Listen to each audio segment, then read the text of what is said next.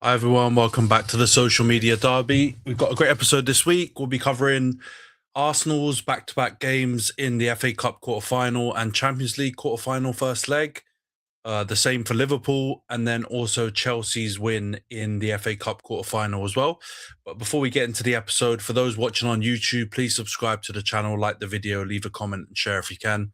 And for those listening on Spotify, Apple, or any other podcasting platform, please follow, give us a 5-star review. All of that helps us grow the pod. And of course, we're only the two of us today, but still, I still think we need to drop it. The views expressed in this podcast are for entertainment purposes only and do not reflect our real opinions or any affiliated person or organization. But yeah, Johns, how you doing, bro? Two's up. Razor may join us as well in a little bit. But how you doing, bro? You doing all right? Yeah, I'm all right. Doing all right. Seeing Liverpool lose and Arsenal win, you love to see it. yeah. Let's get into the Liverpool segment first, then I guess, because we haven't got Kem on the pod, and they obviously just wrapped up their game with PSG just now. 2-0 defeat. Could have been more. Don't really remember Safanov having to do anything in the games. So, do you think they'll be happy coming out of that game only 2-0 down?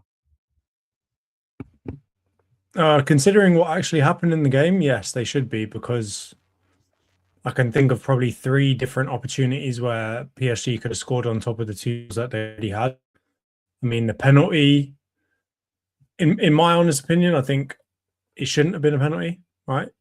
So I'm okay with the decision, but you see a lot of those ones, once they're given, they don't get turned back, overturned, right? So that's why I saw Dembele blaze one over the bar, if I remember correctly, and then Nuno Mendes completely fluffed one near the end as well. I feel like it easily could have been 5-0. And like you said, I don't really remember Liverpool having a chance, like a clear-cut chance on goal. And Safanov is quite a dodgy keeper, so you'd expect that they'd be able to get something. If they even just tried to test the goalkeeper, it would have been pretty blatantly obvious, because he would have left it. So I think they're going to be very, very happy to come out of that game with only 2-0. I think it, very easily could have been 3, 4, or 5. Yeah, I agree, man. I think at points PSG looked like they were kind of toying with them. Dembele had quite a few opportunities. He had one in the first half still where he it was a really nice move, and then it fell to him kind of inside the penalty area, and he scuffed his left foot shot, and it was quite an easy save for Mamash Dashvili. So PSG, it was kind of like they were coasting. I kind of feel like they didn't properly go for it, and they weren't as clinical as maybe we've seen them in some other games. Think of Chelsea and a few other games where they just every shot they had, they almost scored. But the quality level, I think if you compare to last season when these two teams played in the, was it round of 16? The quality levels have gone in opposite directions for both of them, don't you think? Like PSG have just, they look like such a well-oiled operation right now. I agree with you. The keeper's dodgy. I don't know why Liverpool didn't just have pot shots and just try and see what was going on with him, because he was flapping around all over the place and he just doesn't look very assured. But apart from him, the rest of their squad just looks so well oiled, and Liverpool just looked the opposite, man. Back 5, Kanate was super lucky. He was verging on the edges of doing bozo things constantly. Virgil was twerking again. Like, just, yeah, it just doesn't look good, man. And what do you think about the? I've seen some discourse saying that Mamash Dashvili could have done better with the first goal. Do you reckon it's harsh, or do you think he takes some of the blame for that one? I think a world-class goalkeeper probably saves that. Not saying they catch it, probably shit over the bar or something like that. I think a good goalkeeper, they probably let that in. And that is exactly where Mamardashvili sits for me. He's a decent goalkeeper. But if that was Alisson at his peak, saying that, if that's, I'm going to say Raya, Courtois, Joe and Garcia, he'd probably leave that. So I think, it's harsh to call him out for it, but they are Liverpool.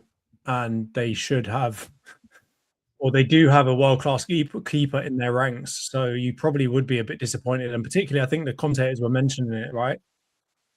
Last year, Alisson was a man in this tie, right? Alisson really saved their arse on a few occasions.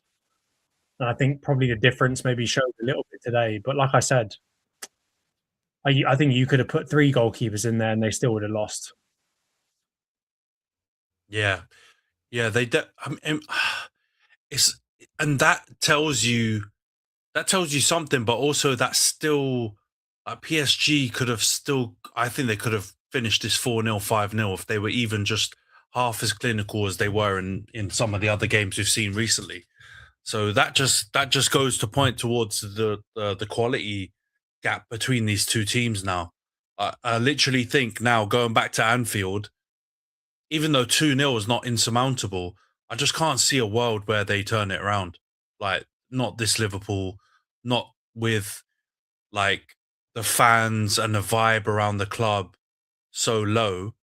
I can't see how they're going to be able to turn this around because let's say PSG are a little bit more clinical in the away leg.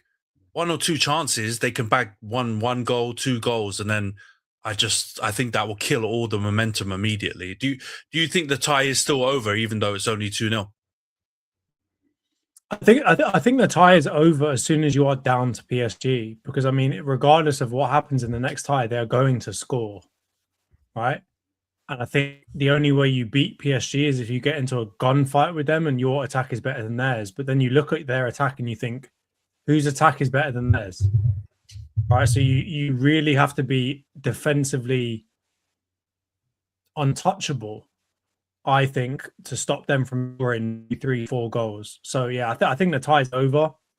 I mean, that's not to say that Liverpool won't make a good fist of it. I'm sure when they get them back to Anfield, it will be a closer game there. And you've got to believe that Liverpool will at least score. But I mean, once you let up a 2-goal lead to PSG, barring a miracle, they're going to score 1 or 2 goals against you, whether you're at home or not. And unless you're out here scoring 5 goals, which I mean, I don't see happening. PSG's defense is not, like one of the best in history or anything. They're good, man. You've got Marquinhos. I think they were saying he's played 516 games for them, right? Like he's been consistent. Pacho looks really good. Hakimi, one of the best wing backs or fullbacks in the world. On the other side, Nuno Mendes, who you'd argue is the best fullback in his position on that side. I mean, unless Safanov just throws the ball in his net 4 times, I don't know how they get through and come out the back of it winning. Yeah, I think that's the only thing. I mean, don't get me wrong, that back 4, offensively, class, Pacho, recovery, very, very good. Marquinhos is their stalwart there. But like you mentioned, they're not impenetrable. Like a very good attack, a Barcelona, a Real Madrid, a very lethal Bayern Munich or Lise cooking it up. You know what I mean? Those kind of attacks, I think we've seen that too. Didn't Bayern kind of give PSG a bit of a slapping earlier as well? So that kind of attack can do something. But this Liverpool one, the way they're currently performing with Ekitike's form nosediving, Salah's nowhere to be found. But again, ghosted in this game. I can't see how they can do it. I could see them maybe nicking a win in the tie and making it a bit, a bit touch and go. But I can't see a world where they overturn this. But who knows? They haven't got enough pace in the attack, I don't think either. I mean, I think the teams that you see that would do relatively well against PSG are like the Barca's, even the Newcastle, like a much lesser extent. The ones that will break on you really quickly and have got 3 like pacey attackers. That's the type of team that could potentially change out of PSG. But I mean, Liverpool today, they look so slow going forward. They're trying to cage them in, and it just doesn't work. And Ekitike was, as you mentioned, his form. He's really taken a dive off a cliff recently in terms of his form. But he looked like French Goth, like he was miscontrolling the ball frequently. I mean, honestly, I don't see how the way Liverpool are playing and have played this season, I don't see any way that they win that game. Like I'll be honest with you, I'd be willing to put a bet on that they don't even score. Just the way that they're looking right now. Yeah, I don't think that's crazy. I just feel like even though they're like low as a snake's belly right now, the Liverpool fans still find a way to get up for, you know, big games, especially Champions League games. Big up, Razors in the building. We're just chatting through Liverpool. What did you make of it? We're pretty. I mean, we're loving it. So let's not take the tone into account for this. But we're pretty low on Liverpool's chances of making this through, even though 2-0 is not the end of the world results wise. What do you make of it, mate? They just look a bit lost. And I think coming up against a side like of PSG's quality, it was always going to be an uphill battle.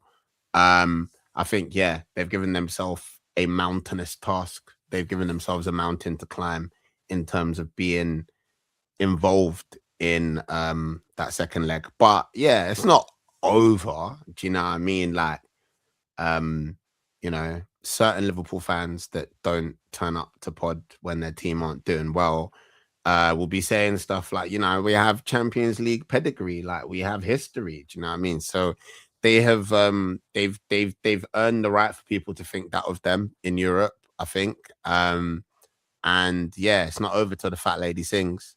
And again, certain Liverpool fans and etc. etc. It's beneath me. I'm not going to do it. But certain man yeah. are sat in Tim Hortons right now crying into a bagel. But the thing is, but Razor, seriously though, I know what you're saying. We're doing the whole heritage aura chat right now because we've seen a few things with Liverpool, and you know, fair dues. They've turned around 3-0 Barcelona with Messi, Neymar, and Suarez, and those dons. So it's possible. But where the goals coming? Me and Johnson just talking about it just now. Like Ekitike looks like someone else right now. He's not looking like the one that we were all saying was, you know, one of the best striker signings this summer. Mo Salah's not even playing. Burt's has gone shit again. Where are they scoring? How are they scoring, man? Yeah, I mean, again, I'm not seeing where them goals are coming from in terms of how their team are playing currently, but I am charging the possibility of that to the magical night under the lights at Anfield, rare, that we hear so often. Do you know what I mean? So show me something, you know what I mean? If they were Spanish, The they'd ironic be. thing is, I was just going to say, the ironic thing is the only way that they might be able to score is the thing that they're so morally against, which is a set piece. Yeah, I was thinking. I feel like it might be their only way, like a corner, a free kick, Szoboszlai slap one into corner. Seems to be the only way that I'm looking at them and thinking they might be able to score. You know, Van Dijk or a header off a corner or something. But outside of that, they just look shocking. Set piece again, ole.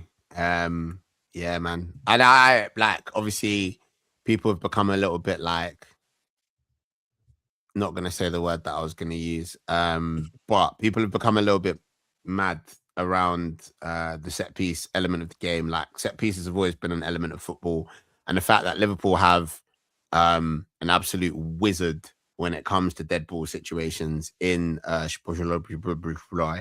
and they, you know, like I think they could maybe do with what people have been accusing Arsenal of doing, which is play into that strength a bit more. And like kind of trying to really set up in terms of set pieces, like set piece situations. And I think that's, yeah, you're right. I think that's going to be like probably their best chance of getting back into the fixture. But like, to be honest, where the goal's going to come from thing, let's take several steps back. Brother, how are you going to stop these man from spreading you again? Like, pause. Like they weren't even on it. This is what we were saying today. They weren't even properly on it. Like they were late. They were almost taking them for just idiots. Like the amount of chances Dembele had, he was just nonchalant, man. If they lock in and you get Dembele away in England last year at the Emirates at Anfield, like, come on, guys. You make a good point. Well, like, who gives a shit where they're going to score from? How they're not going to concede again with Marmaduke in goal. Also, exactly. They should have given what they away got. they should have given away 2 penalties today. I actually also forgot about the other one that got like immediately checked and then blown away. Konate just shoved him into the ground. Right, like Konate was on like a real masterclass stinker today. That could easily happen again. So that's why I'm saying like it could have been 6-0. So they are lucky, and this maybe has the makings of a stinking comeback. But yeah, I don't see how they're going to stop these lot from scoring, especially if they still got Marmaduke in goal and they've got Konate his best. Like, what I was going to say Michael Richards, but that's a bit harsh. Titus Bramble, when Konate his best Titus Bramble impression, they're letting in at least 2 more goals. Yeah, it's. I mean, it's crazy. I'm loving it. They've conceded 6 in 2 games, not scored 1 goal, out of the FA Cup, on the ropes, pretty much out of the Champions League.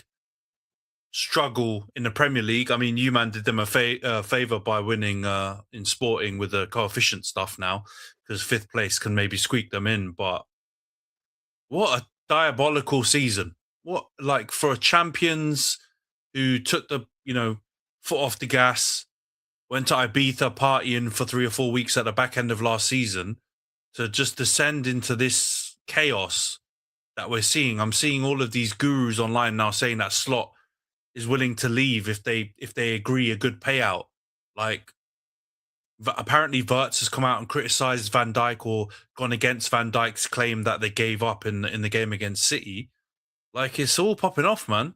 This is beautiful stuff. I love it. This is what was happening to us in the last few years, but this is, do it the right way. Liverpool struggle. Yeah. It means more. Yeah, exactly. Man City, let's situation. quickly let's wrap up Liverpool segment before we get into the Arsenal one. Got their cheeks clapped as well on the weekend by City 4-0. I actually thought they started the game all right. Like, they were so wasteful. Mo Salah, Ekitike again. They had chances. They should have probably gone 1-0 up or 2-0 up even. And then, the defensive disaster class started. We have to bank this one, guys. That is Virgil van Dijk's worst performance I've seen. Giving away penalties. Nearly every goal he was involved in a bad way. Losing his man, playing someone on. Like, I think the pod that we did last week, even though it rattled lots of cages, we may have been onto something, those who voted for Van Dijk, because he literally put in potentially his worst performance, at least for Liverpool, 3 or 4 days later. Like, come on, guys. We have to acknowledge this, right? That was diabolical. It was bad. Like, it was bad. As one of the people who thought that it was diabolical to have even as banter or rage bait, I was kind of like, it's a bit mad that we've got VVD here, no? I remember that being me. I think I was more outraged about the Drogba shout, to be fair. But yeah, it was bad. And you know what? It wasn't just him. I feel like some of the guys that we talked about on that pod, I don't know how big our pull is. Maybe they heard us, but like it looked like some of them were determined to prove us correct. Virgil being one of them. It was bad, but I think it was a bad all over performance. I think City, maybe this is wishful thinking, but my wishful thinking is that City have kind of conceded that the Premier League is kind of outside of their hands. Like, not that they're not in it, but like, it's out of their hands now. They're hoping on us to slip up, which is not City-esque of how we think about them. So I think they're kind of taking what they have control of very seriously now. And I think I said this earlier on today in a conversation when we were talking about the next round in the Champions League. I honestly think Madrid dealing with them in the way that they did is probably the spookiest thing for everyone who has to come up against them for the rest of the season, because I think that's a little fire in their belly. And I think Liverpool were on the hot end of that fiery stick. Pause. Last week. And I just think it was ruthless efficiency. I don't I don't think Liverpool covered themselves in glory, but as you said, they started off well. Obviously, the hater in me was kind of like, I hope these guys get pammed worse than we got pammed in the Carabao Cup final. And then they started off and I was like, snap, looks like they're going to turn up today. But the hater won. And I'm not mad at all. You know what I'm saying? Yeah. So again, certain Liverpool fans don't turn up to pod when their team gets embarrassed. I've heard that some of them Liverpool fans are not even watching their team get embarrassed in real time, which is poor. Can't even call yourself a supporter. Eating donuts. He's eating donuts, bro. He's eating donuts somewhere in Watford. That's what's exactly happening right now. And he's celebrating, participating in these cups. Yeah, stinks, man. The Metline Scousers. I do agree with your like ruthless efficiency shout for City, but Johns, I actually don't think City were like. I mean, there were some players that balled out. Cherky was unreal. I think Semenyo had a really efficient game as well. Haaland obviously bagging a hat trick. Just back to the robot settings. But I actually think Liverpool, that second half in particular, was so bad. I feel like it was more Liverpool so bad than Man City so good. And it was on that scale with you guys in the Carabao Cup final. I don't think you were as bad, nowhere near as bad as Liverpool, but you were vastly underperforming and City got it together. But do you think I'm being a bit harsh on City? Do you think they need flowers for that? Or was it maybe more Liverpool flopping? I think it's a combination of both, right? Like there's a sign in that game where like City did hit like flow state. I think they were really probably 2-0 up at the time, but they did start like they were in their prime again. And the reason I say that is because it got to the point where they were toying, like just the same we said PSG were toying with Liverpool today. It reached a point in that game where Man City were toying with Liverpool, right? And I remember when the fourth goal went in, there was still like 30 minutes to go, and we were like, this could get even uglier. And then kind of City maybe took their foot off the gas and didn't really care about like really embarrassing Liverpool. But I do also agree with your point that like Liverpool basically handed them the game. Like I don't know why, but after about 35 minutes, they just gave up. Like after 30 minutes, they were just like, we're done now. We've given it our best shot. This is where I probably agree with Van Dijk. I don't agree with him coming out and saying it because I don't think you should ever come out and say that.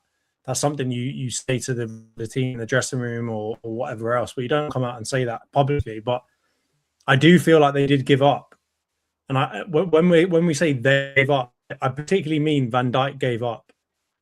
Because to put in such a stinking performance as the captain, as Mr. Consistent, the one that, you know, Carragher was saying, he makes the highest level look easy. You know, it's too easy for him, even when he's playing in these best fixtures. That game was the exact opposite, where he was just, it looked like he belonged in the league, and he was not anywhere near the level that he should have been to get anything out of that game. I think it's a combination of both. I think Man City definitely looked good at points, but I think you come up against a team that actually plays intelligently against you, sets up in a way that will stifle them, etc. They won't look so good. They won't hit flow state. They'll be more disrupted. They'll be a bit more kind of all over the place as they can sometimes look this season. And I think Liverpool just, I mean, same thing happened again today. It really looks like Liverpool are not setting up, taking into account any of what they've learned this season. They just come out and they just try and play the same old thing, completely ignore the opponent and how that opponent might try and play, and they come out whatever they want to do. And then when it doesn't go their way, as it probably won't in most cases, they give up and just let the other team run riot. So I don't think it was like a vintage Man City performance, but it's definitely better than we've seen from Man City in the earlier parts of the season. And I think Liverpool were, significantly worse even than other parts of the season. They've been pretty shocking, and even worse than that in this case. Yeah, I do agree with you though that if you're a City fan, I mean, you'd be baffling if you're watching this because we never really talk about City that much, but like. I agree that in the Liverpool game and the Arsenal game in the second half, there were moments when they were just bouncing the ball around, and it was like old City, like pass you to death, old City. The issue is we've like even in their wins this season haven't seen that. It's been a difference in style. It's been like the usual Pep tinkering around to try and find the right team, the right squad. The issue I think is this year he's probably found it a bit late in the league.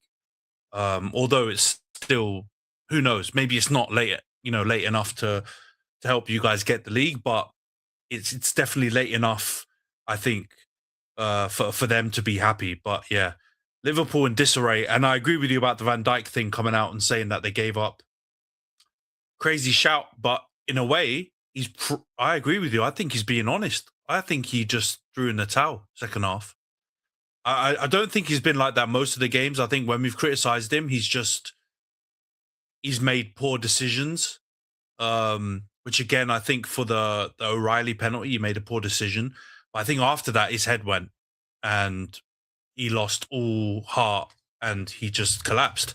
Which, if you're a Liverpool fan, seeing your captain, your leader, your greatest centre back of all time, and all the hyperbole that comes with it, throwing the towel in, boy, it's not looking good, man. Especially when the defenders beside him are Konate in this current state, Joe Gomez in his current state, Kirkes on the left back, who I feel like is getting a raw deal now because he's not playing that badly, but he's still getting chewed out all the time by Van Dijk.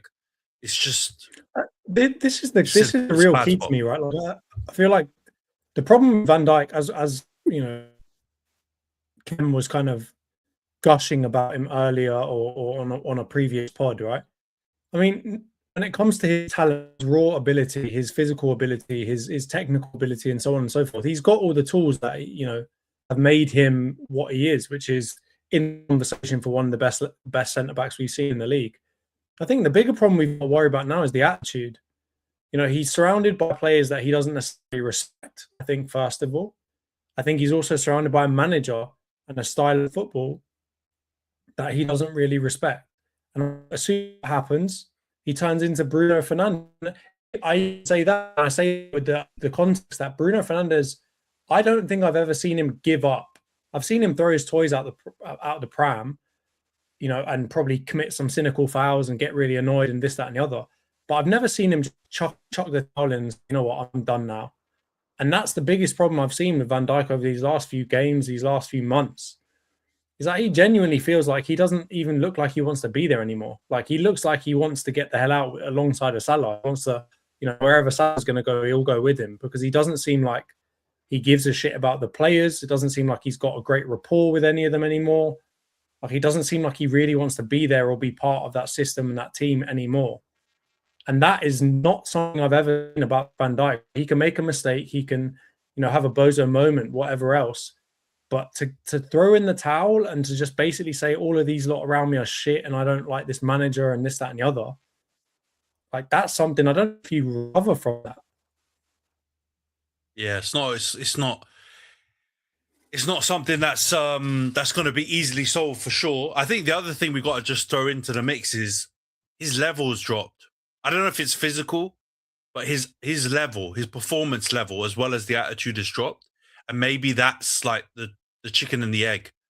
We hear stories of like great players or like really top players, when their level starts to drop, their mentality is still top level, expecting high kind of output from their performances, and they aren't able to do that, and that can cause frustration. Maybe that's also part of it, because the attitude has stunk for a little bit, but in previous games, at least his performance was better. He made the odd mistake here and there, which we were jumping on because it's uncharacteristic for him. But the frequency in clangers and number of goals you can point at him. It might be hubris and ego, because one of the other things you've got to remember about a lot of these players as they get older and older is that they realize that they've got to change something about their game, because they don't have, as you mentioned, like those physical raw attributes that just make them really, really good at everything. And I think you've seen that in some of the one-on-one situations. You've seen that with some of his positioning. You've seen that, with his ability to kind of command on the ball. Maybe that's the problem also, is that he isn't letting go and saying, you know what, actually, I can't do all the things I used to be able to do, particularly in contact with the people that are around me. I'm going to change the way I play so I actually make a difference here. And maybe that's another thing that he just is not willing to do. And I mean, we've always said this, and maybe Liverpool fans will disagree. He does seem like a cocky guy. Like, he seems like he's relatively, feeling himself. So it would make sense that, he thinks, I don't care if I'm 33, 34, 35. I ain't changing the way that I play. I can still do all the things I need to do. And he's trying all those things that he used to try, and he's not getting away with them anymore. Because he's, let's be honest, he even in his pomp, he was a risky type defender, right? Like, he does things that, if you didn't have that raw natural ability, you wouldn't be able to get away with. And he's still trying them now, the twerking, the holding people off, the running back in a really lackadaisical fashion. Like, he's doing all that same shit he used to do, but now he just can't get himself out of it. Yeah, I don't know if it's he's just been, when I say this, I don't mean it as a dig. Of course, people are going to take it as that because a United fan, but like, I think the style of defending he had was actually quite risk averse. And what you had before was the Klopp system that was so well tailored for his skill set. So he would be good recovering and then like basically shuttling with the striker and waiting until the last moment to make a decision, hoping that he can either nick the ball away or, outmuscle the attackers. And 9 times out of 10, he'll be able to do that because of his physical skill, his reading of the game, and the other attributes that he has. And right now, I think the system is exposing him, and you're seeing that those like raw defensive instincts, the like what we consider with like a Sol Campbell, Vidic, a Terry, the ones who have that, like, although I know some of them had loads of other attributes, but they had that like the ability to make really big tackles, blocks, and like do the really dirty work. I think Van Dijk can't do the dirty work. I don't know if he's ever been able to do it, and that's fine because it may just not been his game. But he's been pulled into positions where I think that O'Reilly one's a great example. Like, I don't think we've seen Van Dijk in a lot of those positions before where he's being forced to make like a last ditch block tackle and time it perfectly over and over again. Maybe on the odd occasion, but like he's having to do it quite frequently now because their defense is all over the shop. And you're now seeing maybe an area of his game which has not been that strong, and it's open season. But yeah, we love to see it, man. We love to see it. Let's move away from the Liverpool segment. Let's go on to Arsenal. Crazy week, lads. Unbelievable week, or 3 weeks even, with the cup final, which we talked about a little bit before. The FA Cup, which we'll get into in a bit. And then this big game against Sporting yesterday. 1-0 win, Kai Havertz in the last minute. Really clinical finish. Great work by Martinelli. But it was nip and tuck, lads. There were moments where David Raya had to make some... I've got to say, this double save is becoming a bit of a Raya trademark. They're like, maybe the first save is not... Like, I actually think he probably could do better, like actually maybe keeping hold of the first save.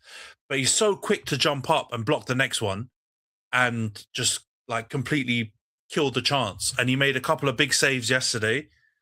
What do you make of it, Razor? Were you happy with? I mean, you're obviously happy with the win. 1-0 away, great. It's a great result. But you're also a bit more content with the performance, or do you still think there's improvement to be made?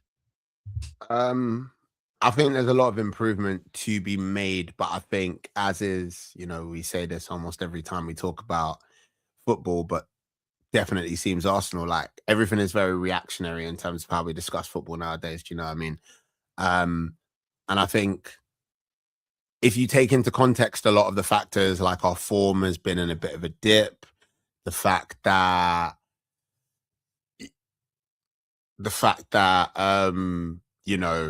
Sporting are an incredible side form-wise. So far this season, they've done really good things, especially in the Champions League. They're doing well in the Portuguese league. But I think there's I think there's a bit of a misconception in terms of how people are taking the game. And I think that comes from the nerves. But I think it was a good away performance in Europe. I think the aim something that Arteta's often been criticized of is going out and not like trying to win games, but or like more trying not to lose them. But I think when you got the first leg away in Europe, that is often the MO. That is often the mission statement. Like, go there, don't fucking lose, go home with some form of advantage, ideally. Do you know what I mean? And I think we stuck to the game plan, even though we got like key players out. And yeah, I think like Raya and Rice are two of our most important players on any day of the week. And they really proved it in this game and showed how effective and like impactful they are when they're in the team. So yeah, overall, I don't have a lot of complaints. I think, you know, it is Arsenal. So there will be silly agendas and there will also be Arsenal fans that are whining about something. One of the Arsenal fans who has not come to the pod today may have something to whine about. I don't know. But yeah, overall, happy to see things swinging back in the right direction before a big game against Bournemouth on Saturday, I think it is. Yeah, I hear you, man, and I agree. Like, I don't even think a draw away would have been that bad, but I think the win is morale boosting because of the last performances. But even if you'd have got a draw, you're more than capable of giving Sporting a two-piece at the Emirates and getting them out of here anyway, right? Like, it wouldn't have killed the tie, but I think that getting that last gasp win the way it was as well, being under pressure for, you know, big chunks of both halves and coming out with the 1-0 win. And Jonty, I saw some stats about Sporting. They haven't lost many games at home this season. So does that show like the size of the actual task in the end? Yeah, I think obviously the context of all this is that people are looking around, they're seeing Bayern playing against Madrid, they're seeing, you know, all of these, let's say, harder ties, and they're just immediately thinking that Sporting, as a result, are like the easiest team that you could ever play, and that's difficult to go to Sporting and get a result. And I'm not going to make the case that like it's the hardest draw. Of course, it's the easiest draw out of everything that we could have got, but it's still not a game that we need to be overlooking, right? We need to make sure that we turn up and we win. I don't think it was a vintage performance at all. You know, in fact, I think it was actually a pretty even game, and I think it's another one of those games where it's like we have a bunch of half chances that don't even make it on target. And so you look at it and you think, well, something not clicking somewhere. And as a result, we're really looking kind of disjointed and disconnected. And I think getting back to what Ray said at the beginning, right? Like, we've got quite a lot of injuries. We've got a lot of different people coming back. We've got new people into the team that haven't really played with each other. I think you can see, right, with the fact Havertz was the goal scorer, right? Martinelli coming on late, starting Madueke on the right hand side, Odegaard coming back into the team, Calafiori starting at left back. Like, so many different changes that are happening in this team. And I'll be honest with you, I just don't think a lot of these players have had enough time with each other in recent time for them to really start clicking. And one of the biggest complaints I have is that it always feels like they don't know who the other people are, and they can't anticipate where the other person is going to go. And also the runner can't anticipate where the person on the ball is going to play the ball. And so you get so many of these these moments where it's like Odegaard takes one extra touch, you know, as he likes to do, he takes one extra touch that he probably shouldn't have taken. And by that point, Madueke or someone around him has kind of stopped their run already. But then Odegaard plays it to them, and they've already kind of now started to retreat, and the ball goes out for a throw-in, or it goes out for a kick, or whatever else. And that was like if I had to characterize the game, that was basically what was happening the whole time. And that always worries me because, I mean, at the beginning of the season, we were all saying like, you know, imagine, look at us now, we're winning. It's, you know, we're winning ugly. Just imagine when it clicks.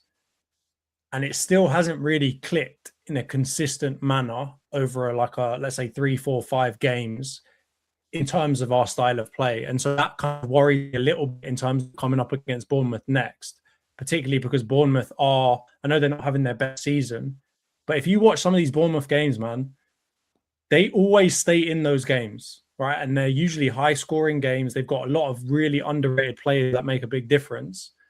And you can see that being a bit of a banana skin, right? Being a bit of a banana peel that could trip us up. So overall, yes, I agree with you. It's not an easy game, and we need to give Sporting probably a bit more credit. They've had an amazing run recently at home. And those crowds will never make it easy for us. Like, they were whistling literally the whole time, despite the fact that their bloody left back committed 7 fouls and did not get a yellow card, which is, I think, for multiple years, that's the most fouls a player has ever committed and not got a yellow card. And I remember the commentators were saying it after his 3rd foul, like, oh, this guy needs to be careful. And he got away with 4 more. And they were cynical. They weren't like, it's not like it was a 50-50 challenge and he just kind of like shoved someone off the ball. It was literally him running back and shoving man onto the ground or kicking them onto the ground, whoever it was. And he still somehow managed to get away with it. Like, I will never forget that guy's face or his name now, because I saw his face so many times after he just fouled someone in our team. So, like, yeah, I think none of it was easy, but I definitely also think that like we can't get a huge amount of positive from the performance. Once again, we can take positive from the fact that we turned up, didn't play well, and won. But I would like us to start showing something a bit better in terms of the performance. And I will say this: I hope Eze can come back as soon as physically possible. I hope Timber can come back as quickly as he can. I hope Saka can come back. Again, I'm not dissing Madueke. I'm not dissing any of these players. I'm not dissing Odegaard. And actually, one of the things I want to say is that Odegaard is getting pelters right now for that one clip of Rice passing him the ball and him passing it back to him 3 times. But if you actually watch that performance, Odegaard was decent. He was by no means our worst player. And actually, he was doing a lot of the stuff that we really appreciate about him as a player, which was picking the ball up in those kind of deep positions and playing the lines, right? It's something that we probably wanted a bit more from Zubimendi. He's maybe not the profile that we expected in terms of he doesn't actually do that much. But Odegaard definitely does. And I will say, despite that clip and those 3 back passes, if you actually watch the highlights of him that game, he was actually, until obviously Martinelli came on, he was probably the only player that I thought something might come from, right? He dragged one shot slightly wide. He put a lot of balls into the box. He was progressing the ball quickly from our third into their third, immediately skipping the middle. He was doing a lot of positive work. And so I do hope that people are still recognizing that he contributes a lot to our play, even if he's frustrating, even if he doesn't have all of those great attributes that Eze has in terms of like that killer instinct, smacking one into the back of the net and that kind of stuff. He does a lot of like unsung hero shit for this team. And that was probably the only good thing I could take from it, right? Is that Odegaard actually looked decent. I'm hoping that he can build on it from here. But like I said, I think I need to see a bit more from the performances, because we've got 7 games left of the season. And it's already been painful these last, particularly these last 12 weeks, maybe 11, 12 weeks, where we've been kind of up and down and letting our lead slip and then coming back. And these 7 games would be really excruciating for myself and Razor if we can't pick up in the performances. Razor, I saw some expressions going on. Do you agree with the analysis on Odegaard's performance? Because that clip has been going around, and I do agree.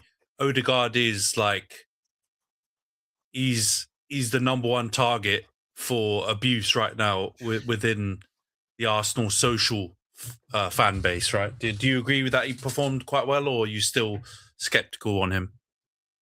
I don't want to be a part of his abuse. I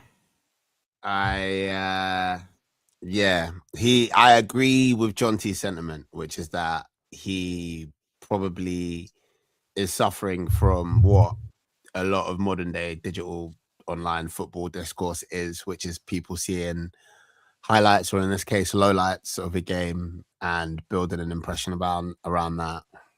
I agree that he probably had a better performance than the discourse is suggesting.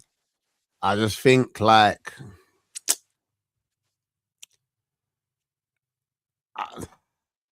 we need a player of his supposed caliber in his position, of his level of seniority. We need him to step up. And when I'm seeing him drag shots wide, and when I'm seeing him, you know, lose possession like the way he did once or twice against Sporting, and obviously the way he did against Southampton, I believe. Was it Southampton? Mm-hmm. The back heel? Yeah. Yeah. Yeah. So it's just stuff like that where I'm like, I have patience. I can forgive. I understand that he's, you know, coming back from injury and stuff, but it's just like you want more, you expect more, you kind of demand and need more from a player of his like sort of level, however you want to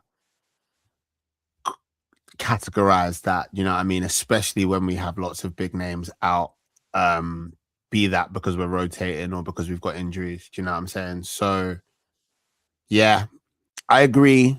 I don't think he had a bad game. I'm just on the microscope now, man. Like any tiny thing he will do wrong, he's gonna get pelted for it. And I'm watching the highlights back now, right? The only 3 half decent chances we had before Martinelli came on all came from him, right? There was a free kick that I don't think was supposed to be a shot, but nearly went into the goal and the goalkeeper had to push it over the bar. There was obviously the shot that he dragged slightly wide, and then there was the corner that he swung in that someone, I think, headed it sideways off of someone's arse and went out for another corner again. But it was in the perfect position where, you know, typically the Gabriel goal comes from. And I think, you know, instead of talking about any of that, we're all just with his right foot. There was also one that he spooned with his right foot, and anyone who's played as Arsenal on FIFA or whatever it's called now for like 2 seconds knows that Odegaard's never right use foot Odegaard's right foot. Yeah, it's not what you want to do. Do you know what I mean? Yeah. So I think in those situations, you're completely right, man. I do think like performance-wise, overall, it's not like something worth not disastrous. It's not a disaster class, but it's just frustrating. And I think he might be a player when we talk about him being under the microscope. I think he might be a player that Arsenal fans feel like they've given a lot of leeway to already. And you can only have one Saka. Do you know what I mean? He's not Saka. I do think that is what I do think that is what it is, though. I don't think it's purely just like looking at his performances and saying he stinks. Like, this is diabolical because even the Southampton thing is bad, but you know they still have to run the whole length of the pitch to score. So it's not like he's done a Kepa. He's not dropped the clanger right in front of his goal and they've scored. But he's had quite a lot of time. He's the captain. There's a lot of responsibility. There's a lot of, I think they want him to, a majority of Arsenal fans want him to do well. And right now is the crunch. You need him to do well. And he's just not quite assuming the mantle, which I know is very harsh because you've got Saka, who you look at for that and has delivered that. You've got Rice now, since you've bought him, who for the most part delivers that in, like, I think more a trickier position to actually really, you know, bang in goals and do all that kind of stuff. I just think it is just a case of fatigue and people have lost patience with him. I'm saying the ones who don't have an agenda against him, obviously. I'm saying the neutral / people who just want the team to do well. And I think that is what's playing a big part. And yeah, these little clips that go out of his less desirable little moments are going to just hammer him harder, aren't they? This is the unfortunate thing about it, right, is that like he's somewhat a victim of his previous season, right? And we'll have this all about how good seasons he had, right? But I think people are expecting him to be that, right? Like to score 15 goals and get 11 assists, right? Like we're expecting to get close to that, and he's definitely not showing that and hasn't shown the last seasons, right? And I think that is obviously the point. I think that Razor's 100% right. You're 100% right? It's not just this. It's not just one performance that we're looking at and saying, oh, he stinks. It's that we've given him multiple crap performances. I'm not going to say that we've given him and just let him get off scot-free with them, because there's certain people in our fan base that have had it out from him from day one. And we have one in our group chat. Yeah, and I mean, if we were to do it as a percentage of the Arsenal fans in our podcast, and then reflect back on the overall Arsenal fan base, that's a lot of people that are constantly pelting him and just upset with him as a player. And yeah, I can understand they're looking at, the Ramses in the case of the person in our podcast. They're looking at the Ramses of the world. They're looking at these types of players and thinking, oh, you need to be that, right? And that's all well and good. But I mean, this is where I get back to my point of like, we just need to take him for what he is. And yes, I agree. He's our captain, so he's going to be the poster boy of our failures. And unfortunately, in this case, he's not going to be the poster boy of our successes. If we go on to win the league, you better believe everyone's going to be saying it's in spite of Odegaard, right? Yeah, if we don't win the league, everyone's going to be saying it's because of Odegaard. So he's kind of in this lose-lose situation. And that's why I'm just trying to say, like,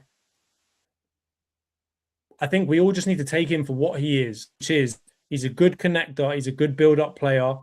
He's very disciplined. He does all those kind of dirty, annoying things that, a lot of like really creative players don't want to do.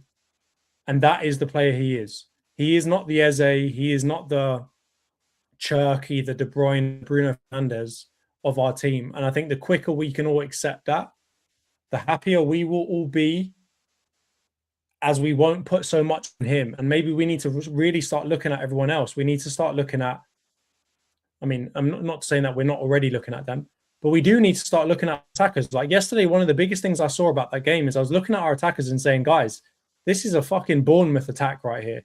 Or this is a, mid-table attack, because I know that saying Bournemouth could really come back and bite me in the ass. But my point is, this doesn't feel like a world-class Premier League winning attack.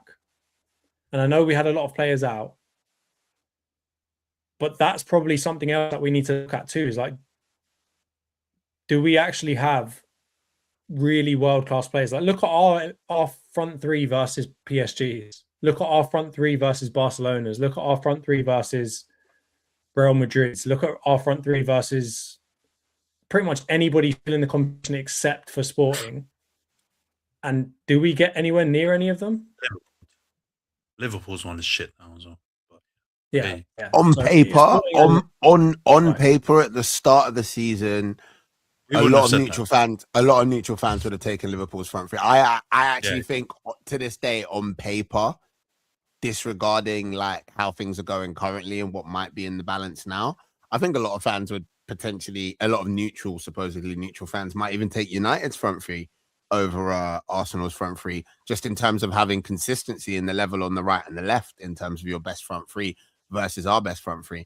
And I completely I run with what Jonty is saying in the sense that I just feel like Odegaard has become, and I think I've said this on the pod before, probably arguing with Aya, but I think Odegaard has become not just the poster child for our failures, as Jonty was saying, or in a position where he is that and represents that, but I think he's also become the poster child for the Arteta era in terms of, the bridesmaid, the nearly men, being at one point really good at football, but not gritty enough to get it over the line. And now suddenly simultaneously or evolving, if you into being a team that's not good at playing pleasing on the eye football, but is getting closer to maybe doing it over the line, or maybe even ending up in the same place, which I think is what the neutrals kind of hope for, which is that whether you play this beautiful 22-23, I think it was football, or you play this stodgy set piece focus, break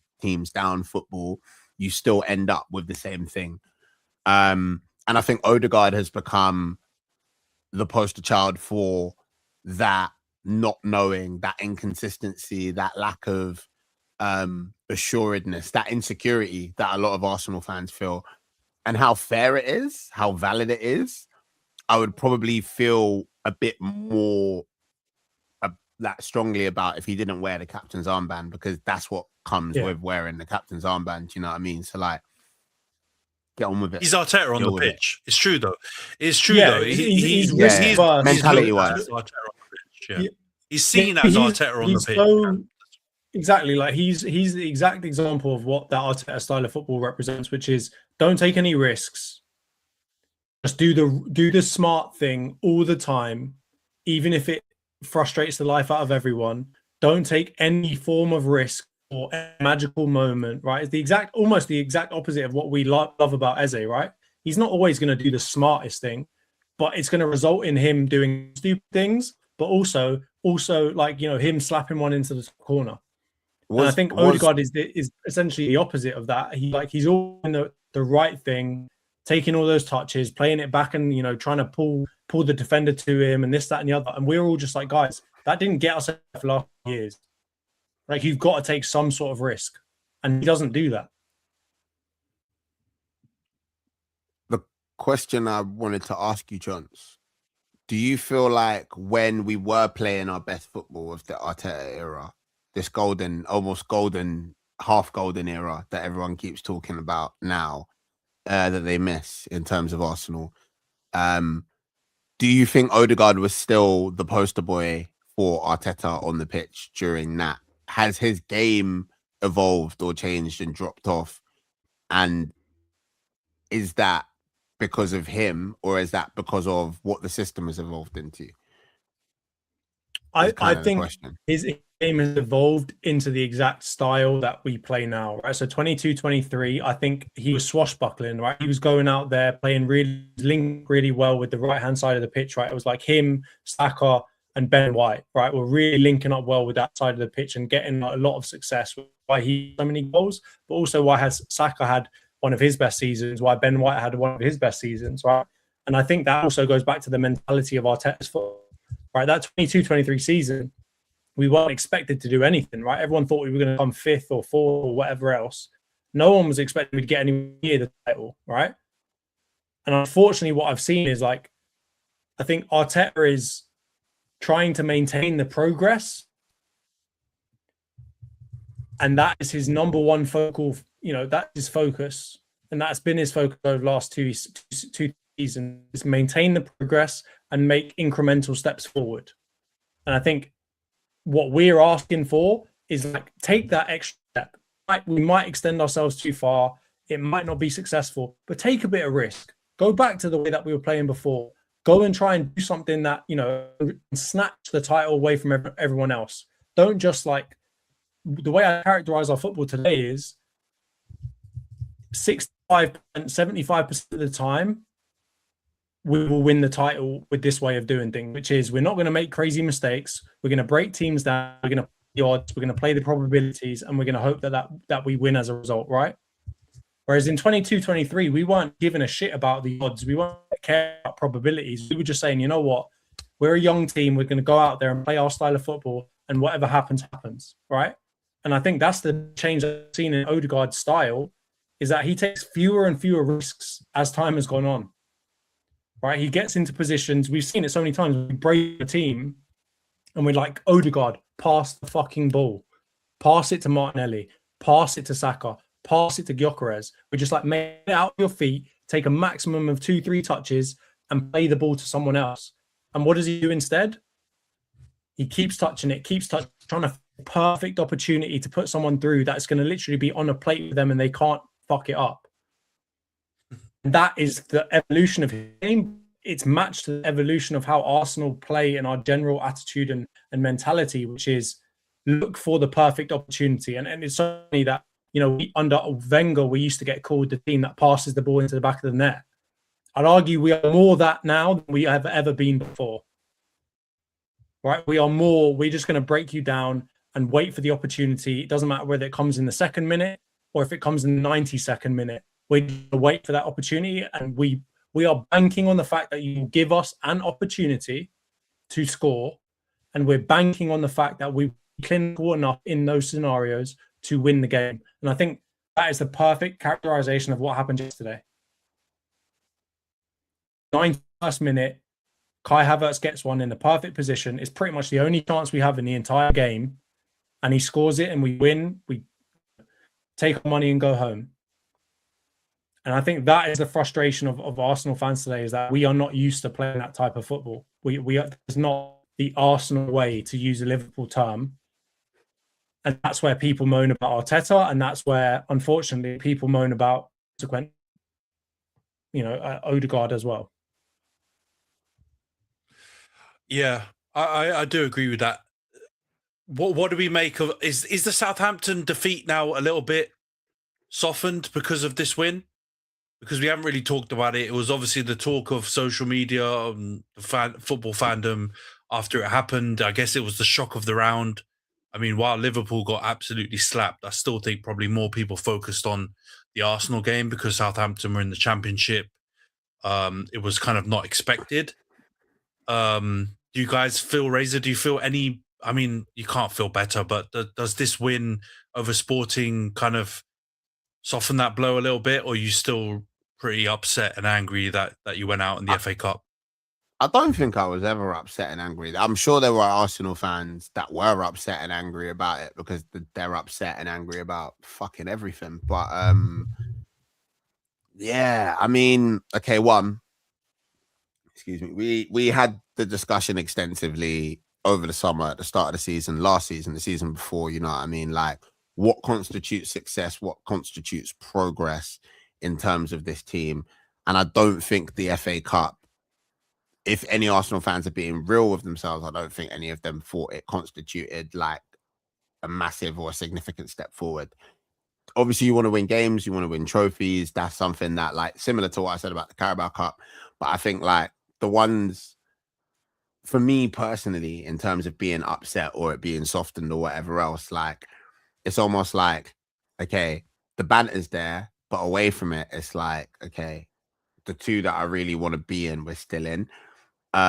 People like Kem who've been doing up, I'm not even gonna just refer to him because it's him, doing up quadruple you must, like, right, cool. They get their like 2-week banter memes or whatever else, you know what I'm saying, on like the internet and that. But if we're being really like serious about it, like, one, I don't think you can do what Arsenal do in terms of being like, oh, we've won the FA Cup so many times, or the FA Cup is it's such a prestigious tournament, and then get upset about being the victims in a giant killing. Do you know what I mean?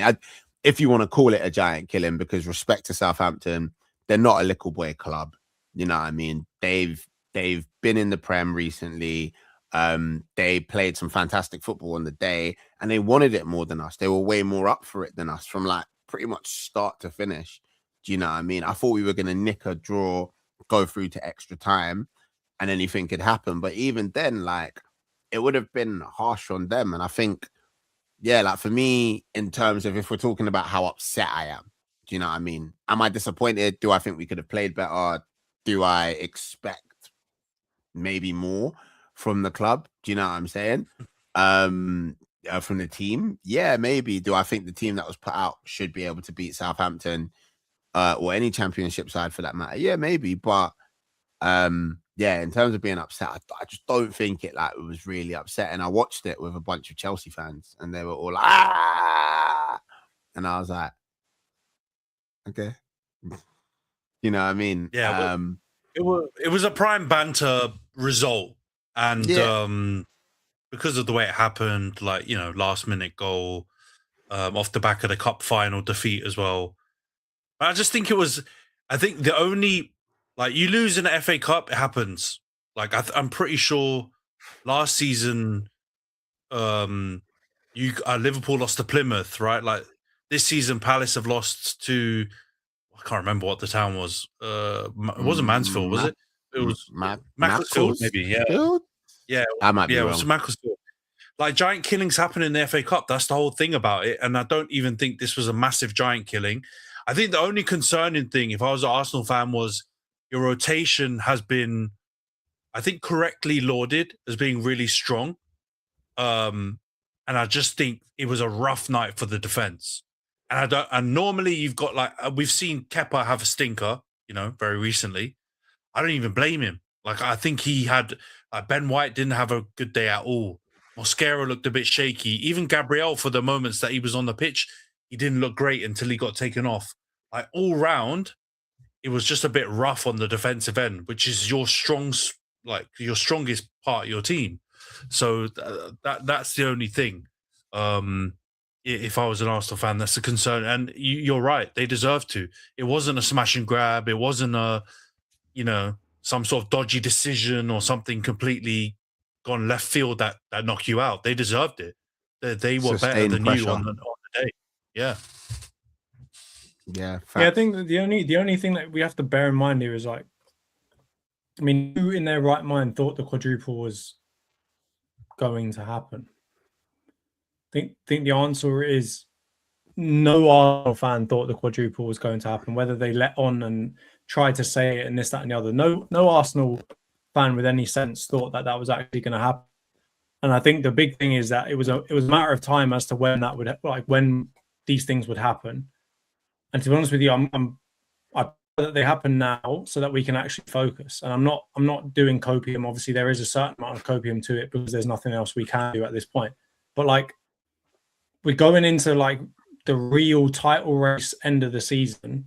We're going into the hardest part of the Champions League.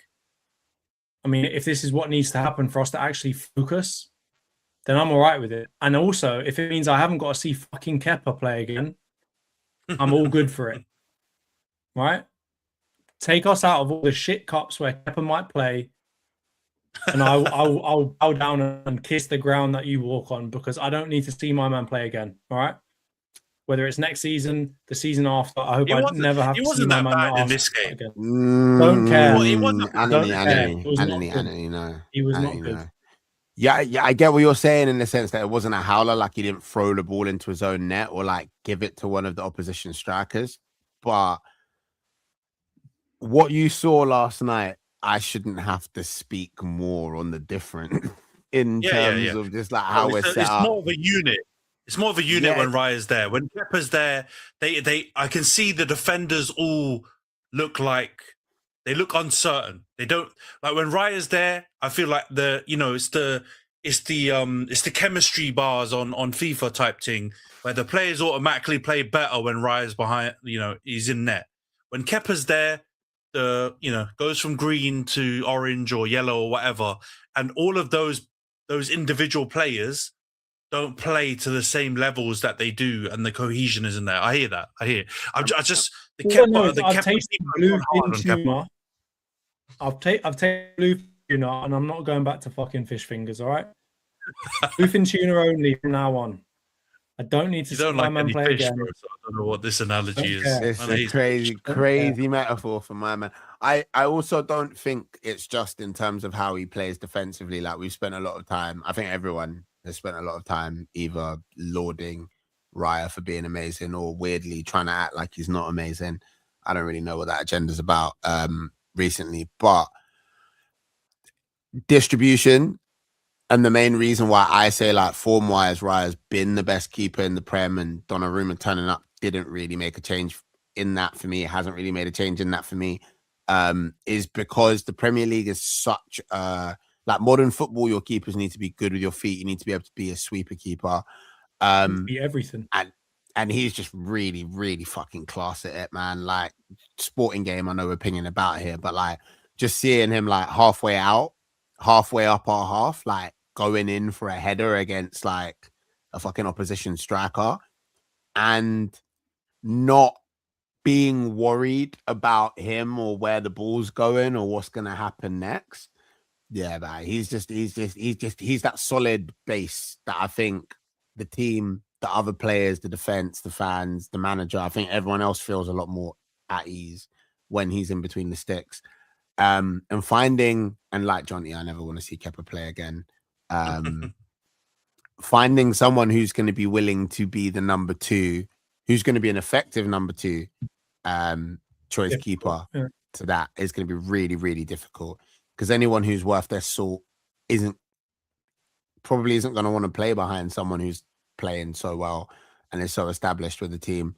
But Arteta's done a good advert for backing his cup keeper, regardless of how fucking painful it is for me. So who knows? Maybe we'll get another wonder keeper next season. We've always seen he's a principled man, right? Like, I saw that interview that he came out and they were asking him about, how does he react and how is he, what reaction has he seen from his players and his staff? He protects all of them. And that's where I'm fine with what he's got to do. Like, of course, I hope he's learning from all of these different things, and I hope he's definitely learning from the cat thing. Right? A final is a final. Put your best goalkeeper in the net, right? Especially if you're coming up against Man City. If you're coming up against weaker opposition, fine. I can kind of understand it. But you're coming up against arguably the best striker in the world. Don't mess about with your second choice keeper. Even if your second choice keeper was like prime Stefan Ortega or Kelleher, it doesn't make any sense, man. Romero. So that's where I think he's learned from that. At the same time, like, I can't cuss him for the same thing I love him for, right? I love him for the fact that he is principled. He does protect this team. He does care about the club. He does show all of these different kinds of things. And the principled stance, right? Not the Jose Mourinho win at all cost type of stance, but the principled stance is, you got us to the final. I'm going to keep you in the net for the final, right? And maybe if we had more trophies over the recent years, people would be a bit, allow him a bit more to do things like that.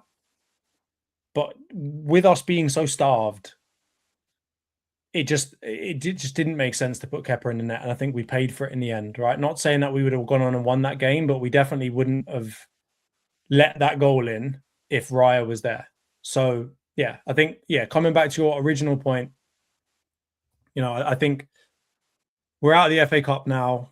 Let's hope that it positively affects us. I mean, we've played so many games. I even saw a stat that we've won more games than Man United have played. I'm not saying that to diss. I'm saying that to say we play so many fucking games. Because we ain't winning every game. We draw a lot of games. We lose some games. We are playing too much football. And if getting us out of the FA Cup helps in that sense to reduce by a couple of games, then I'll take it so that we can actually focus on what we've all said from the very get-go. We have to leave this season with a major trophy. And I'm not using major trophy in the sense of a Chelsea fan with the Club World Cup and this bullshit. I'm talking majors. I'm talking Premier Leagues and Champions Leagues, right? And everyone said if we don't leave with one of those this year, Arteta's got to go, right? That was the big argument. So I'd like to see us focus and put all of our energy into those things now. Not that we have a choice. I've seen... Yeah, I was going to say, this is not really optional anymore, but I do get your point. I have actually seen some crazy takes where Arsenal fans saying, even if you win the title, the way it's going, they may want a fresh break. But I do think that's just emotional anger and the performance. They're all fucking idiots. Yeah, they can all take a fresh break by going and supporting another team. How about that? Here we go.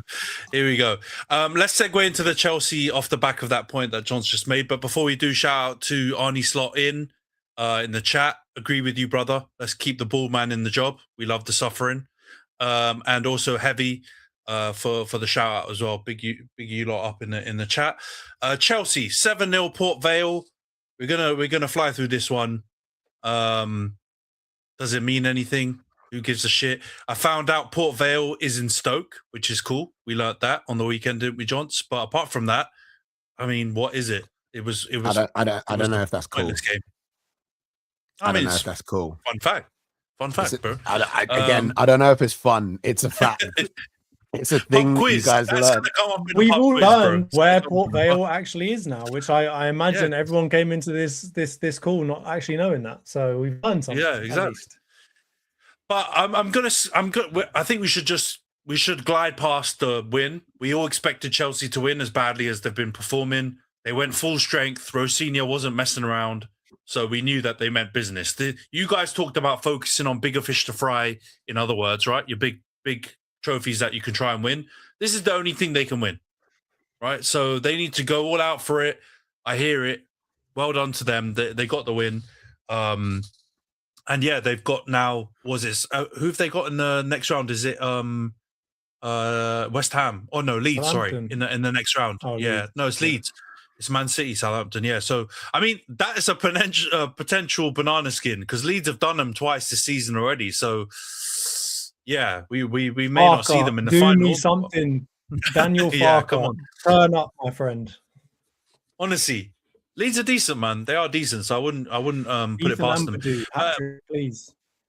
Yeah, his old club as well, isn't it? Let's talk about this business with a suspension because, to be honest, that's the main thing I've been hearing about Chelsea in this last week, right? So, for the background on it, Enzo was obviously flapping his gums during the international break. talking about how he likes Madrid is similar to Buenos Aires. I've heard lots of people say that's not true, but you know what I mean. He's clearly twerking for Madrid. Cucurella came out, in my opinion, saying like more damning things about like the club's model, the setup, the approach, everything like that. Enzo ends up with a 2-game suspension internally. I think Rosinha called it a sanction, and Cucurella hasn't been sanctioned. Johns, what do you make of this business? Do you think it's is this Rosinha just doing his David Brent, Ted Lasso style stuff with management, or do you actually see why he's giving him a suspension? I see why he's giving him a suspension, and I'm of the belief that he should get a suspension. If people are coming out and saying stuff, I mean, I've seen numerous comments, like from Jose Mourinho saying, "Oh, it's just a harmless comment. It's Madrid after all, this, that, and the other." Mate, Chelsea are not supposed to be a small team that you talk about like in this way, right? They're not supposed to be Brighton as much as they're trying to copy that model, right? They're not Brighton. They're not a feeder club, not a step stone for bigger teams, right? They're supposed to be the big old Chelsea. And for essentially your captain or your vice captain come out and say, oh, it'd be a lovely place. He knows what he's doing in saying all of that, right? His agent knows what he's saying. Everyone knows what he's saying in doing all of that, right? Whether Madrid would take him or not, completely different question. And my belief is no, they wouldn't, because they've got significantly better centre mids already. But you can't be stupid to come out and say that didn't mean anything and it was a harmless comment. But the part that stinks is exactly what you said about Cucurella. And it's he's not the only one. There's been like 3 other players that have come out and spoken this season about the madness that is Chelsea. And I'd argue his comments were arguably the least damning. As you said, he didn't actually come out and diss Chelsea too much. Whereas Cucurella literally came out and said, I don't know why they made this decision. Other players have come out previously and said something similar. And the fact that they all get away with it and he gets a 2-game suspension is the part of all this that stinks. If you're going to do the Arteta or Aubameyang thing, you've got to do it for everyone, right? If you're trying to create this culture of accountability, of team spirit, etc., these are all of these players are accountable, and all of them are part of your team. You can't let some of them get away with saying mad shit about your ownership and about your team and about this, that, and the other, and then penalize the guy that says that he likes Madrid.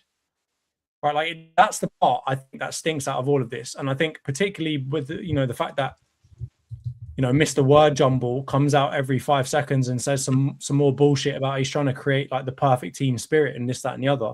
Like that is a prime way of actually messing up, in my opinion, messing up the team spirit. Because if I'm Cucurella or if I'm Enzo, if I'm Enzo, I'm going to look at it and say, what the fuck? You giving me a 2-game suspension and these guys are getting away with saying all this shit? Like, I'm your vice captain and you're going to do this to me? Like, I'm getting into my Denzel Washington bag, You're doing this to me? I could have put cases on all you bitches. That's the kind of like feeling that I've got right now. And that's what I'd be having if I was Enzo. So I think, yeah, he deserves one, but they all the other lot deserve one too. And I'm not saying that so that they have like half their team out, because that literally would be the case. They'd have like no players to actually field a team. But that stinks from the perspective of saying all the bullshit about trying to create a team spirit and then not unfairly, but like inequitably punishing people in different ways. Razor, I want to throw this at you because is it a case that maybe Enzo has caused more uproar since he's been at Chelsea? He obviously had that whole incident with Argentina and France, and like he's been, let's be honest, he's a little rat. Like he's always getting himself into dramas on the pitch, off the pitch. Right. Let's be real. I know Cucurella is pretty aggressive, but off the pitch he just seems like a bit harmless, right? Like he doesn't seem like he's causing dramas. Is it the case that maybe Enzo in the background, there's something maybe that we're not seeing? And like his agent, by the way, who's Javier Pastore, by the way, I don't know if you man saw that, is a baller that we grew up on. That makes me feel mad old, right? But like, is it a case maybe he's doing bullshit in the background and that's why he's got the ban? Or do you think it's just Rosinha moving mad? I think for starters, I think thinking that Rossini is in charge of absolutely fucking anything at Chelsea Football Club is hilarious. I don't think he signed off on this like sanction, as he called it. You're not the fucking UN, mate. Like, just it's a suspension. It's an internally imposed fucking. Send him to The Hague and all. But yeah, to be honest, why it's actually happening, I have a couple of like conspiracy theories, things that I've heard, things that I found amusing. My favorite one at the moment is that Madrid are notorious for trying to get players for free. So Blueco are like trying to be like, yo, we don't do that here. We don't play that shit. Don't pine after them, man. Pine after somebody who's gonna pay us. You know, we spent 100 M's on you. You're not Trent. That was kind of like what I thought might have been the initial kind of. Man's on a Suge Knight deal, bro. They'll have to wait 10 years to get Death Row Records, bro. You are not going anywhere. Get that thought out of your head. The other thing is, playing devil's advocate, of all the things that Jonty said, lots of which I agree with, he is the vice captain, and maybe his punishment is higher to reflect the supposed higher responsibility that he is meant to hold. Cucurella is a rat, but he's just a right back rat. Do you know what I mean? Or a left back rat. He's not Reece James. I reckon if Reece James said something, let's be honest, if Reece James said anything near that, they would redacted, and Stamford Bridge would sing redacted at him. So it would be, do you know what I mean? Like I think it kind of makes sense in terms of the seniority, kind of makes sense in terms of the like setting a clear tone, especially with the vibes, how it is at Chelsea. Like, they don't want players thinking that they can start saying stuff and getting free. Like, you can basically turn into Reece in the media if you want and call like Blueco all kinds of 4-letter words, but don't act like you think you're going anywhere, because you're not going anywhere unless we say so. Do you know what I mean? Unless we mash profit. And I think that's something that they're probably quite keen on. And you know what? He did say it while he was on international duty, didn't he? This whole like discourse. So that thing that you just said, it also makes a lot of sense to me. It might just be like Chelsea again as an institution, or Blueco again being like, brother, when we let you go to Argentina, go there, say you like Mate, say you like, he's not like, do you know what I mean? Say you like Mate, say you love playing with the team, say you can't wait for the World Cup. Shut the fuck up. Stop doing things that we have to talk about at a board meeting on Monday. Stop being racist to black people. Stop saying you want to leave the city. Just go, kick ball, come back, and shut up. And I think at some stage they needed to, like, basically they want him to appear how Jonty is currently appearing in his background, like semi-visible. Do you know what I'm saying? Like, be more quiet, bruv. Be quieter. And maybe that's what this punishment is for. But ultimately, I don't care, because I'm not. Do you know what I mean? Like, I'm not a Chelsea fan, so like, I don't care that he's not going to play 2 games or whatever it is, and I don't care if he wants to go to Madrid. Yeah, I feel like whoever's pulling the strings and calling them shots is obviously upset about it. That's probably because they spent 100 M's on him. But yeah, I don't care. And he's a rat. He's not a bit of a rat. He's a rat. Yeah, I hear you, man. I to be honest, I don't think those are conspiracy theories. I think they're totally logical, make sense, man. But yeah, let's see. He'll be back against us, so we'll see what he's saying when he comes back to play. And this next segment is just me, and it's just me telling everyone United are still alive. We still exist. We're not playing right now. You can click this up for the United segment. We still exist. We're playing very soon. Pinky promise. Come on, United. All right. Let's go on to the game week 32 preview. Can I ask one question? My Muslim brethren told me a rumor. That the last time United played football, it was still Ramadan. Is that true? Bro, I'm not going to put it past that being factually correct. It's been a minute, man. I can go down the technical route and say we're just like 1 week later than everyone else because it was the international break, but it's despicable, man.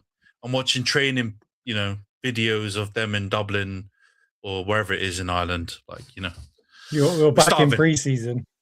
Yeah, we're starving. Exactly. 3/4 season training. Yeah, it's a mad thing. All right, let's go on to Game Week 32 preview then. But before we do, Prediction League, I'll drop the update. I gave it on the last pod, but I'll drop it again for the audio listeners. Johnson is still first with 111 points, 18 correct scores. Reese is second with 107 points and 19 correct scores. Io is third with 103 points and 15 correct scores. Kem is fourth with 100 points and 16 correct scores. Razor's fifth with 96 points and 11 correct scores. I am sixth with 93 points and 9 correct scores. Nash is 79 points and 12 correct scores. And he is the only person who hasn't sent me his predictions, so he can't get the full points this week. Everyone else managed to get predictions in. We'll start off with you, John. We're not giving him a Zambezi tax. I don't know. Everyone's gone on holidays since we've had this. He's back. Everyone's managed to make. He's back. He's back. He's back. He's in England. Okay, he's in England. Okay. He's on GMT. Oh yeah, I hope. This is the one time I hope Ken was watching, just because if that was me, the tic tacs in the group chat would be out of this world. But anyway, John's Arsenal Bournemouth. What's your prediction on this one? I'm going Arsenal 2-1. Squeaky victory. All right, Arsenal 2-1. Reese has gone 3-0 Arsenal. Io has gone 2-1 Arsenal, so he's fucking copied you again. Something's going on there. Kem has gone 1-0 Arsenal. Razor, what's your prediction on this one, Arsenal Bournemouth?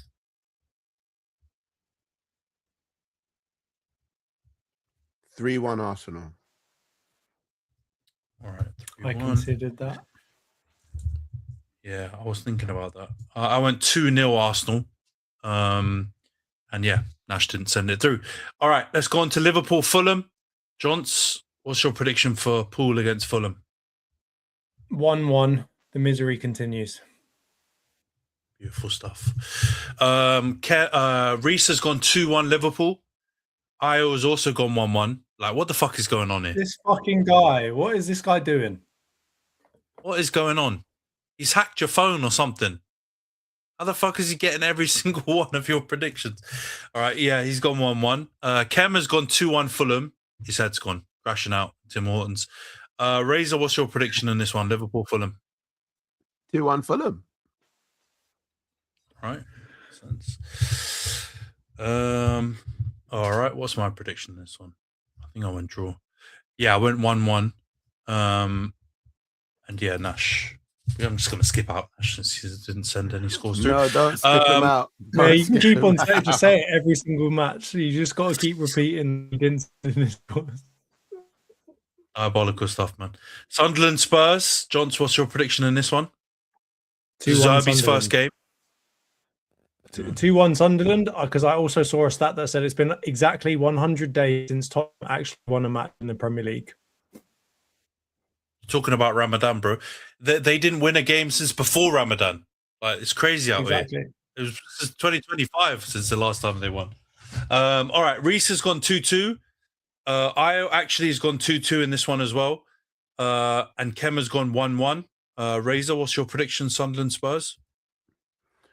The pain continues. 3-2 Sunderland. Last minute dagger. Charge it. Bobby, let's go.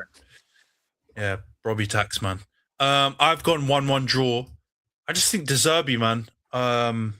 Maybe I should have gone higher scoring draw, but yeah, I think he's got to get something out of him. Nash, yeah, nada for him. All right, Chelsea City, Big Six game of the week. Johns, what's your prediction in this one?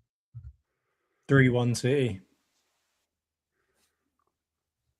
3-1. If it were Enzo, if it were Maresca, I felt like they could have done something because they've shown in big games they can do something.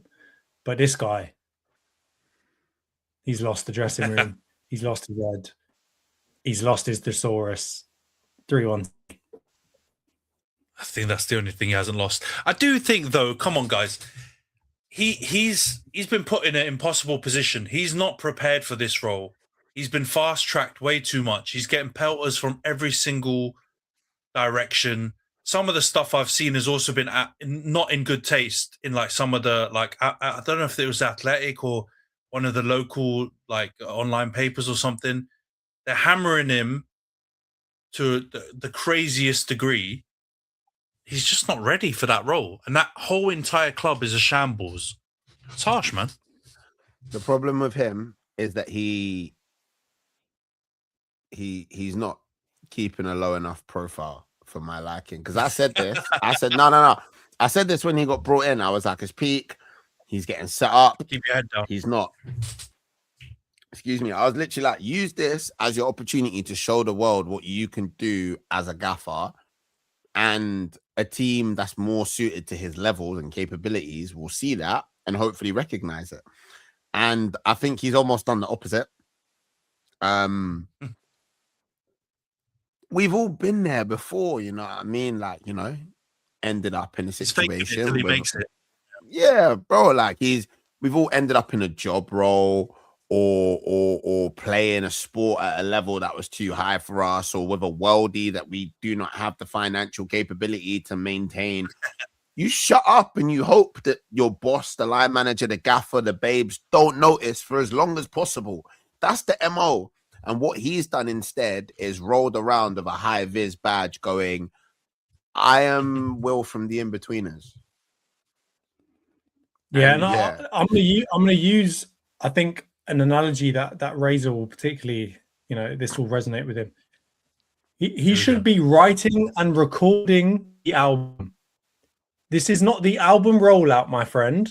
You don't need to be in every fucking magazine, chatting to everyone, playing your singles everywhere. You need to be in the studio, my son.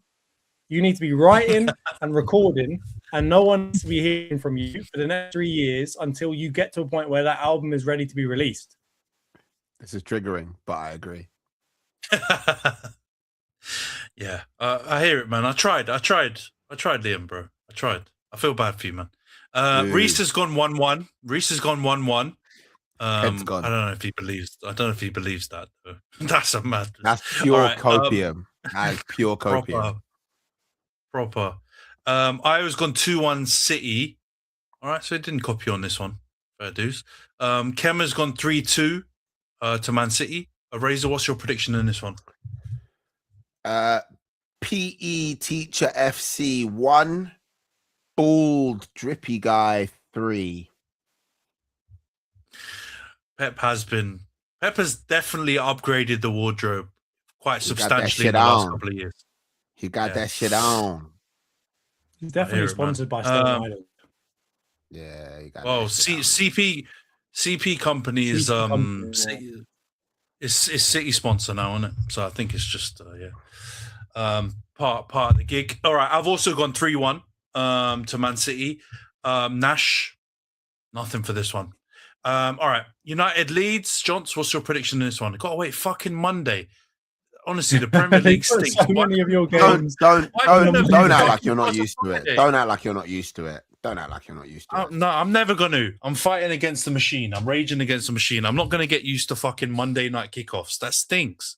What's on Friday, man? We haven't played for fucking ages before Ramadan. You think you're SmackDown, but you're actually Raw. Just relax. Monday night is your time. Now on, bro. Just relax. Bro, it's worse than that. We're like fucking Nitro or whatever that shit one was. You know, the one that was like immediately after Raw that no one watched. That's what we are, bro. Yeah. I don't what's your prediction? United I don't know Leeds enough about wrestling to join in on this, but haha. Yeah. WCW. Just nod along, bro. Yeah. I've gone for 2-1 Man United. All right, 2-1 United. Reese has also gone 2-1 United. Io's gone 1-1 draw. Such a fucking hater, man. Kem has gone 1. I know. The annoying thing is he's not on the pod, but I can still hear him saying, "Yeah." And once again, I'm so fucking happy to see you guys struggling. Kem has gone 1-0 United. Razor, what's your prediction in this one? 2-2, mate. 2-2. There's Yeah. some Arsenal haterade going on right here. I was actually hoping for a differential. I was hoping that nobody got a correct score, and maybe I would have been the only one to go with a draw. But Lana's haterade has thwarted my plans. Yeah. I mean, I don't think it draws out this well. Every single time we've had a long gap, we haven't really played well. As soon as we come back from the whether it's international break or whether it's one of these because of the FA Cup early exit extended break. So I don't think it's out of the realms of possibility. I've gone 2-1 United, and yeah, Nash has got nada. All right, before we wrap up the pod, quickly, guys, we're not gonna chat before the second leg. Are you guys confident you see it through? Arsenal going to get through against Sporting? Is it next Wednesday? Yes. Yeah, I think we'll get a 2-3-1 win. I think we'll get through. Yeah, similar vibes. Trying to not count the Gunnosauruses before they hatch, but yeah, was watching Atleti today, being like, okay. Yeah, they were. We didn't mention this, by the way. Atleti got a 2-0 win in the Camp Nou.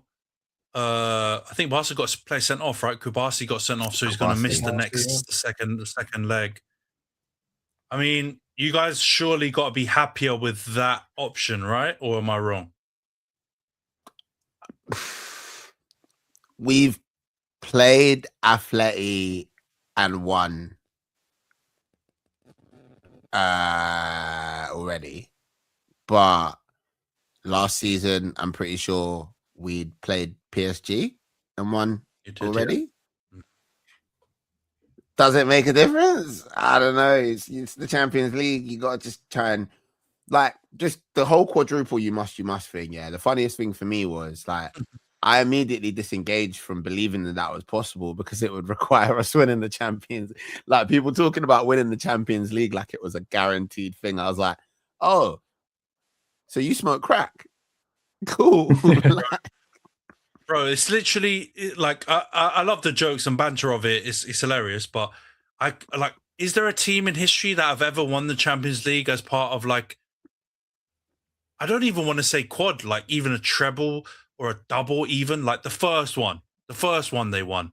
Maybe later, some teams have won it as part of a double. I think we did a double with a not in modern history. Yeah, not in modern history. You're unlikely to do multiple and break your hoodoo on the Champions League at the same time. It's. I mean, just as I said, just give me fucking one of them. I mean, look at Chelsea. The 2 they won, they were absolutely dog shite in the league. They were miles off it, and that was the way they were able to do it, right? So it's I mean, I get the banter. It's top tier, but yeah, it was always going to be a tough ask. The only thing I would say on that is I definitely think stylistically Atleti are a better match because even though Barca play kamikaze highline football, the only players I can see on your team that can really take advantage of that is Martinelli. The rest of your attackers, maybe Gyökeres also could take advantage of that. I don't really see your attack. We talked about it. I'm not talking about it again. You don't have a counter-attacking unit to be able to really take advantage of that kind of play. And then because your defense has looked a bit shakier in recent weeks, at least, it's a lot to expect your defenders and Raya to keep out. We've definitely got a better chance against Atleti and just in terms of styles make fights, right? The only thing that I will say though is we've got to come up against these types of teams whether we like it or not at some point, right? And we can't keep shying away from trying to face them. So there's a part of me, and I probably will live to regret these words, but there's a part of me that thinks, you know what? If we're gonna do it, let's have to play Barca. Let's have to play.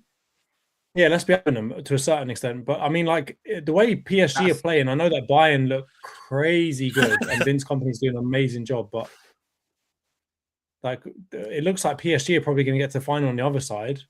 I don't particularly want to come up against the style of football the first time in the final against PSG, absolutely slapping goals in against us, because that could get nasty. If you thought last year's final was nasty, it could get nasty again if PSG really want to time their peak with the Champions League final again. Okay. Either team on that side could get nasty. Bayern could get nasty as well. Oh yeah, for sure. But Bayern are like more of a known quantity. Bayern. You know what I mean? I'd rather Bayern at this point in time, based on what I've seen, and that's not disrespecting them or their squad or the performances, and it's not purely on the fact that we won a game against them based on what I just said about PSG last season. But yeah, you know what, Jonts? In the first half, almost had me. Not gonna lie, I was like, whoa, I don't know what this guy's on. But yeah, you brought it back. I agree. I definitely don't want to experience that kind of kamikaze football for the first time in a one-off fixture.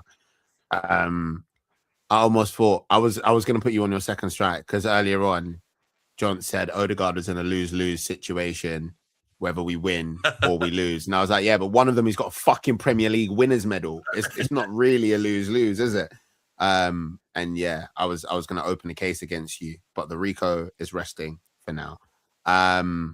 Yeah, strong agree. But also what you said at the beginning is very true in the sense that, like, it's the Champions fucking League, man. Like, if you want to win it, I really want to win it.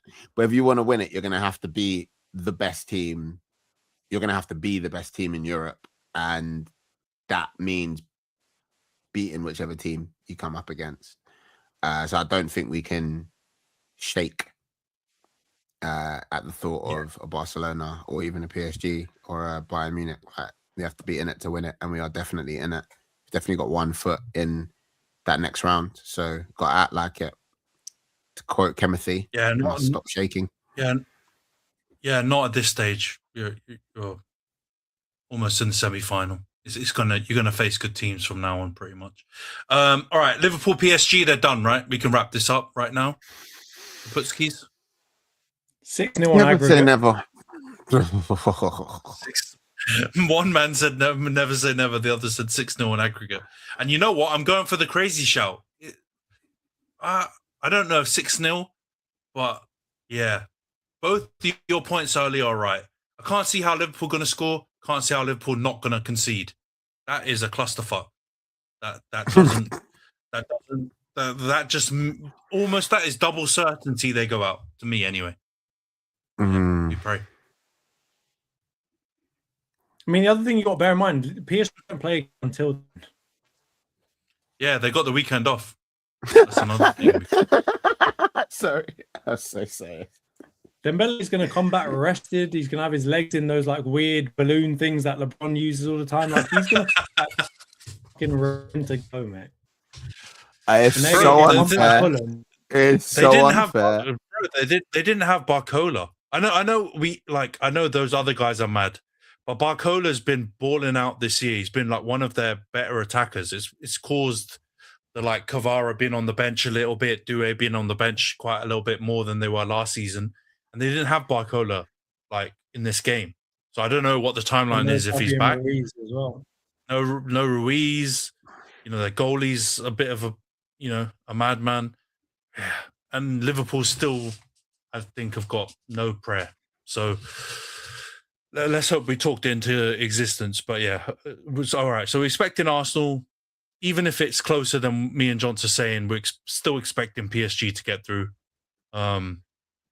All right, should be interesting Champions League. All right, we'll wrap up the pod here. We didn't quite make the 2-hour mark, but we managed to stretch this as long as we can. We'll catch up with you guys next week when we'll go through game week 32, the results, as well as the Champions League quarterfinal second leg, and we'll look ahead to game week 33. But until then, we'll see you guys all next week. Don't forget to subscribe to the channel, drop a like, leave a comment. And if you're listening on the audio platforms, please follow us and give us a 5-star review. And until then, we'll see you guys next week. Take care, guys.